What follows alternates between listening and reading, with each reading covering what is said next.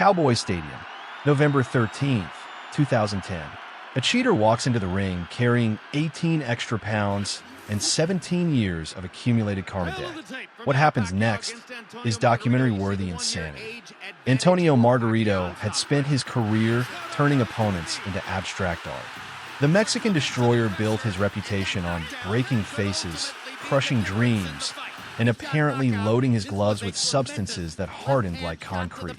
He'd been caught red-handed trying to use plaster-like raps against Shane Mosley, got banned for a year, and somehow convinced people he deserved a title shot against Manny Pacquiao.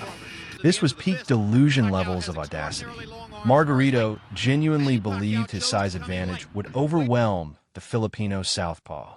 He weighed 165 pounds on fight night versus Pacquiao's 147. That's like bringing a pickup truck to a Formula One race and expecting to win because it's bigger. The size difference was absolutely nuclear. Margarito stood 5'11" with a 73-inch reach. Pacquiao was 5'6" with 67 inches of reach. On paper, this looked like a mismatch. In reality, it became a 12-round physics lesson on why technique beats brutality. From the opening bell, Pacquiao operated like he was running combat calculations in real time. Every combination landed with surgical precision, while Margarito swung at ghosts. The Mexican kept charging forward, eating punches that would hospitalize mortals, convinced his pressure would eventually break the smaller man. By round 4, Margarito's face started resembling a horror movie prop. His right eye was swelling shut, blood was painting Jackson Pollock patterns across his cheekbones, and Pacquiao was just getting warmed up. The Filipino landed over 470 punches that night.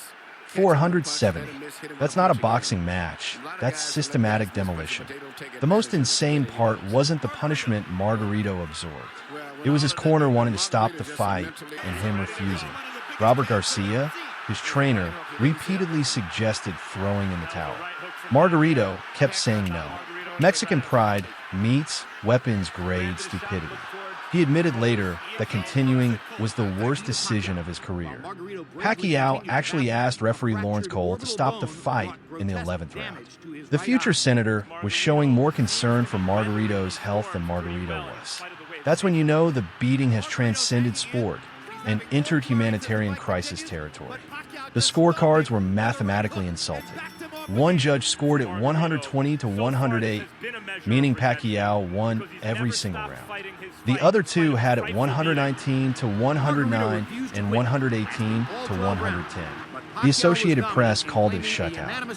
Margarito had been professionally embarrassed on pay-per-view.